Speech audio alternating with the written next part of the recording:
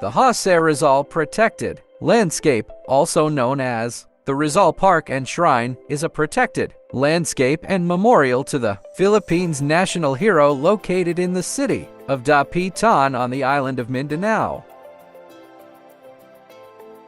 It preserves the farm site in Barrio Talisay where Jose Rizal was exiled for 4 years, from 1892 to 1896, after being accused of sedition and plotting the Philippine Revolution in Manila by the Spanish colonial authorities.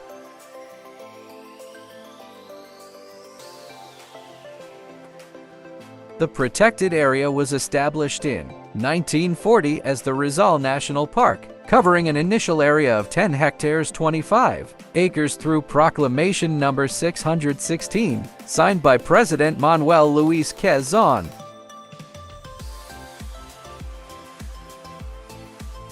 In 2000, it was enlarged to its present size of 439 hectares 1,080 acres, with a buffer zone of 15 hectares 37 acres, and was declared a protected landscape under the National Integrated Protected Areas System through Proclamation No. 279.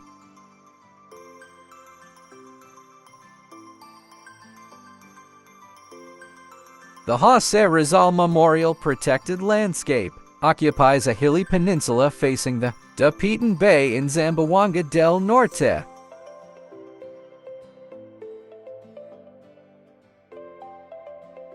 It is located in the seaside barangay of Talisay, about a kilometer northwest from the Dapitan city proper.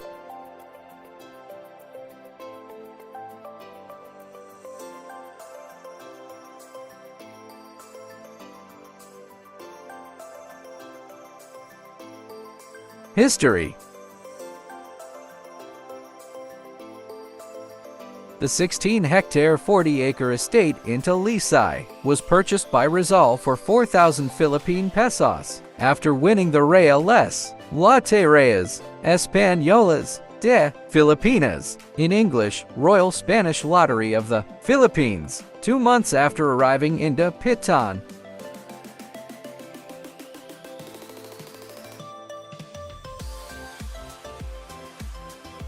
Rizal built houses in the site, started a farm, put up a school for boys, and built a hospital where he could practice medicine and treat the poor for free.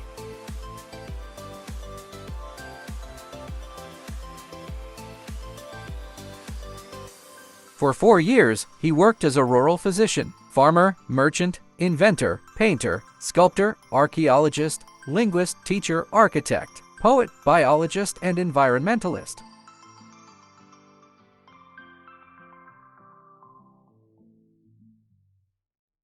His mother, Teodora Alonso, sisters, and other relatives would later on come to live with him in the farm.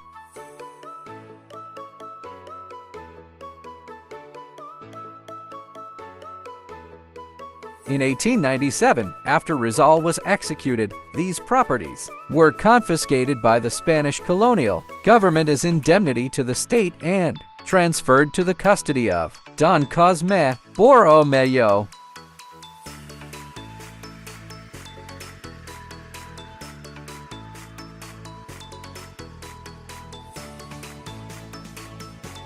The site was then converted into a public park in 1913 with the structures built by Rizal reconstructed on their original sites.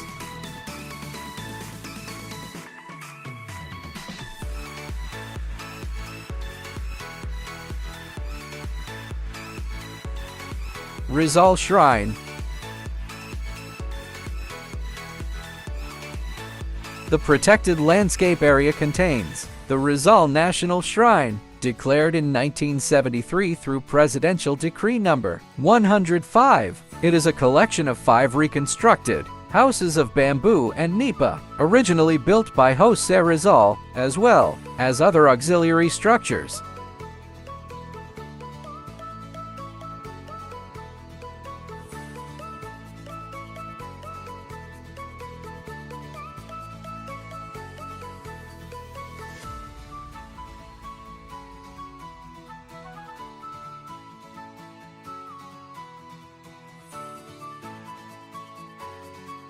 Casa Residencia. The main house and also the biggest. It served as Rizal's residence where his mother and sisters also stayed during their visit. It has one bedroom and a surrounding veranda with views of the Dapitan Bay.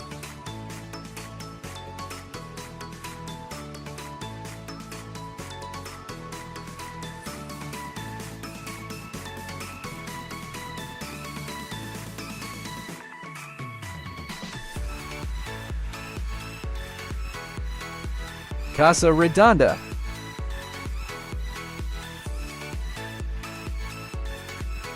The round house, an octagonal stilt house that served as the quarters of Rizal's students and a clinic.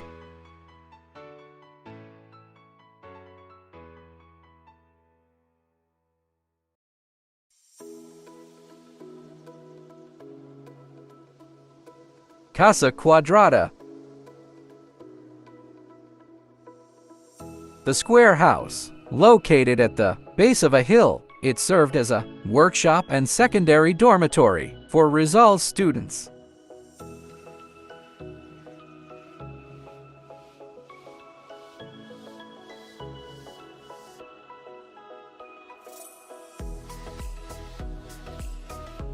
Casitas de Salud. The health houses, two small huts perched atop a low hill, one for males and the other for females, which provided lodgings for Rizal's out-of-town patients.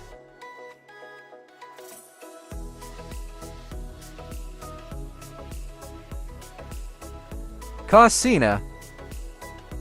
An outdoor kitchen with thatched roofing and open walls for ventilation. It features a traditional banga rahan, scullery, and kulun, firewood-fueled clay stove.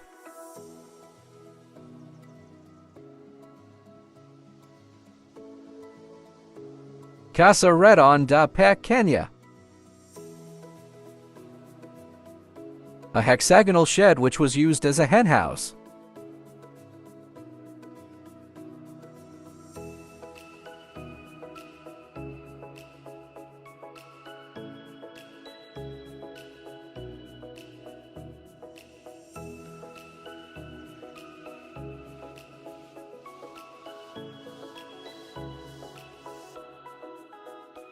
Other structures found in the park include a dam constructed by Rizal, an aqueduct, a water reservoir, an amphitheater, and a museum. The Rizaliana Museum, built in 1971, contains the hero's memorabilia, including the blackboard and table he used for teaching. It is located near the park's entrance, which also houses the office of the shrine curator. A large rock in the middle of the park known as Retiro Rock marks the spot where Rizal wrote his poems Mi Retiro, My Retreat, and Himno a Tali Sai, Hymn to Tali Sai, about his life in exile in Dapitan.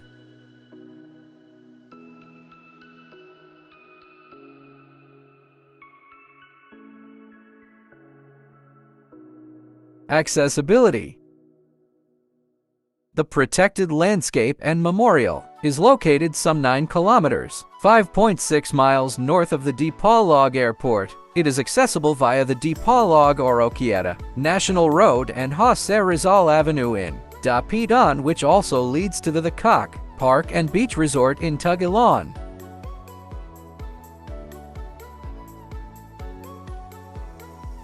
El Deportado, commemorating Jose Rizal's arrival in Dapitan. On the evening of Rizal's banishment,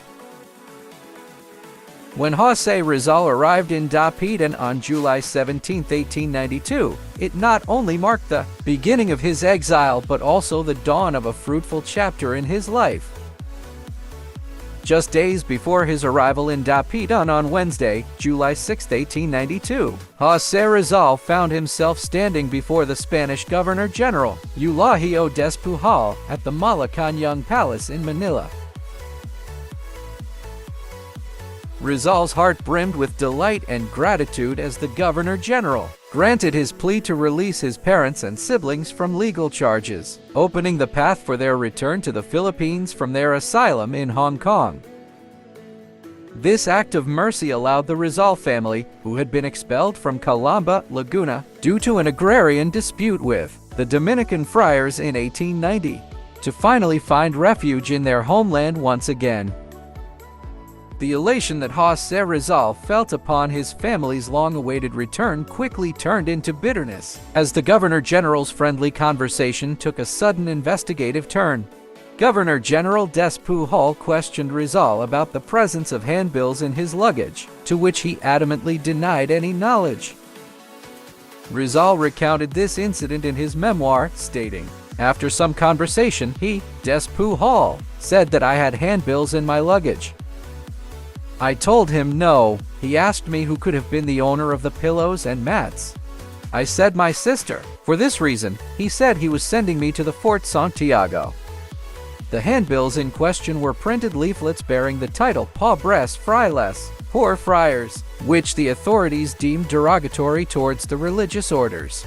Following this discovery, José Rizal was escorted to the formidable stronghold of Fort Santiago by Ramon Des Pujol, the Governor-General's nephew and aide-de-camp. Upon his arrival, Rizal was received by Enrique Villamor, the individual responsible for overseeing the operations of the fort. Rizal was then confined to a room, which he further described as a fairly furnished room with a bed, a dozen chairs, one table, a wash basin, and a mirror. The room had 3 windows, one without grills which opens on a patio, another with grills which looks out on the city walls and the beach, and another which was the door closed with a padlock. 2 artillerymen as sentinels guarded it. On the following day, July 7, 1892, the Gaceta de Manila, the official printer of government notices, published a decree issued by Governor-General Des Pujol. The decree cited legal actions against José Rizal, referring to his writings and alleged possessions that were deemed defamatory and subversive towards the Catholic Church and the Spanish government. The decree explicitly stated, "At the customs there was found in one of the bundles belonging to the mentioned man a sheaf of printed leaflets with the title Pobres Frailes, in which the patient and bountiful meekness of the Filipino people was satirized and the usual accusations were poured on the religious orders." Whereas also his last book, El Filibusterismo, continuation of Noli Me Tangere, is dedicated to the memory of the 3 traitors to the native land, condemned and executed after the Cavite happenings by virtue of competent authority and exalted to the rank of martyrs by him, besides making as his own in the epigraph on the title page of the book the doctrine that, in view of the defects and errors of the Spanish government, there was no other salvation for the Philippines but separation from the mother country. To conclude the decree, Governor-General Eulogio Des Pujol pronounced a sentence of banishment on José Rizal. He ordered, "Mr. José will be banished to one of the islands in the south.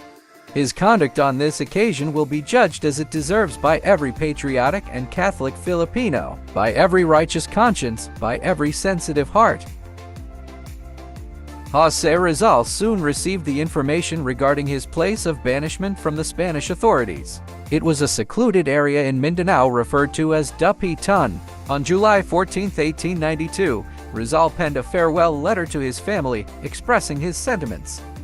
He wrote, "I am leaving this evening or tomorrow for Dapitan, where I am going to be deported. I go contented, knowing that the General has accorded you liberty, and because I believe that, wherever I go, I shall always be in the hands of God, who in his hands the destinies of men." The situation for José Rizal was indeed miserable, as the very act of securing his family's freedom had now placed him in dire need of his own. The anticipated reunion with his family, which seemed within reach, now appeared to be an unattainable dream. José Rizal was accompanied by authorities as they made their way from Fort Santiago to the Malacon waterfront, where he boarded the steamer named Cebu, departing Manila on July 15, 1892. At 1 o'clock in the morning, Rizal was assigned a decent cabin situated next to Captain Delgras, who led the expedition. During the voyage, Rizal received fair treatment from the ship's crew, enjoying the same meals as the officers. He was even permitted to leave his cabin and take walks around the ship in the company of Captain Delgres. The steamer was also occupied by military personnel and their prisoners, heading to destinations beyond Rizal's intended location. Along the journey, the ship passed by the northern coast of Mindoro and the west coast of Panay.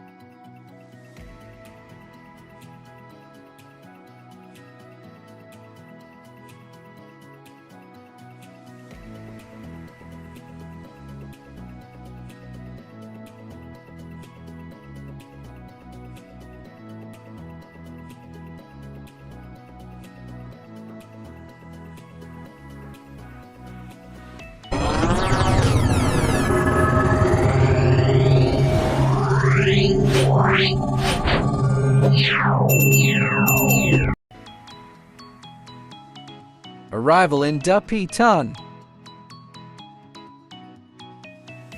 After over 2 days of sailing, the steamer Cebu arrived at its destination, anchoring in a picturesque bay, located at the northwesternmost point of Mindanao. Due to the shallow waters, the ship couldn't dock directly at the shore. To reach the land, Jose Rizal, accompanied by Captain Delgres and 3 artillerymen, transferred to a small boat manned by approximately 8 sailors. Finally, on July 17, 1892, at 7 o'clock in the evening, Jose Rizal set foot in Dapitan, officially commencing his exile. Rizal recorded his arrival in his memoir, recalling, "The sea was rough. The beach seemed to me very gloomy. It was dark, and our lantern lighted a path covered with grass." Upon their arrival, Jose Rizal and his companions proceeded on foot along the unpaved calles on a cruise, until they reached the plaza where the old Casa Real or government house stood. They were welcomed by Captain Ricardo Carnicero, the commandant of the Dapitan district, along with Antonia Macias, a former Spanish deputy, and Mr. Cosmit Borromeo, a paramedic. Captain Delgres formally handed over custody of Rizal to Captain Carnicero, who issued a receipt for the transfer. In the receipt, Carnicero wrote, "I received through the captain of the line regiment number 70, Don Alejandro Delgres, the person of the deported civilian Don Jose Rizal, and 2 sealed official documents, all from Manila." Dapitan, July 17, 1892. The Politico-Military Commandant, Ricardo Carnicero. The Spanish authorities and religious orders believed that exile would break Jose Rizal, forcing him to renounce his principles. However, they were unaware that Rizal was undergoing a profound transformation. Over the years of his exile in Dapitan, both the locals and the entire nation would witness Rizal's astonishing ability to impart knowledge, introduce technological advancements, and promote the well-being of the community. He transformed a once somber and dreary town into an exemplary community that shone as an ideal for all Filipinos. Unbeknownst to the Spaniards, it was their very actions that inadvertently brought a beacon of light to Dapitan, and that light was none other than Jose Rizal. The enduring legacy of Rizal's exile. In order to immortalize the place where Jose Rizal arrived, the National Historical Commission, now the National Historical Commission of the Philippines or NHCP, installed a historical marker which was unveiled in 1979. Furthermore, in 1992, the Philippine Postal Corporation issued commemorative stamps to mark the centennial of Rizal's arrival in Dapitan.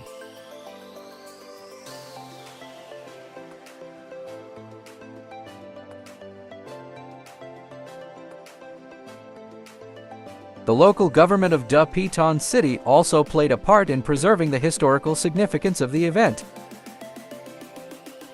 In 2009, they inaugurated a bronze monument depicting the scene of Rizal's arrival, known locally as Punto de Desembarco or landing site.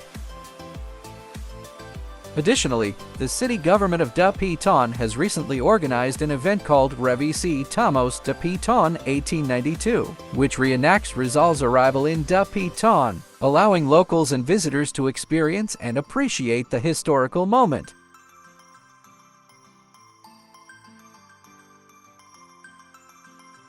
These efforts collectively serve to honor and remember the impact of José Rizal's arrival in Dapitan.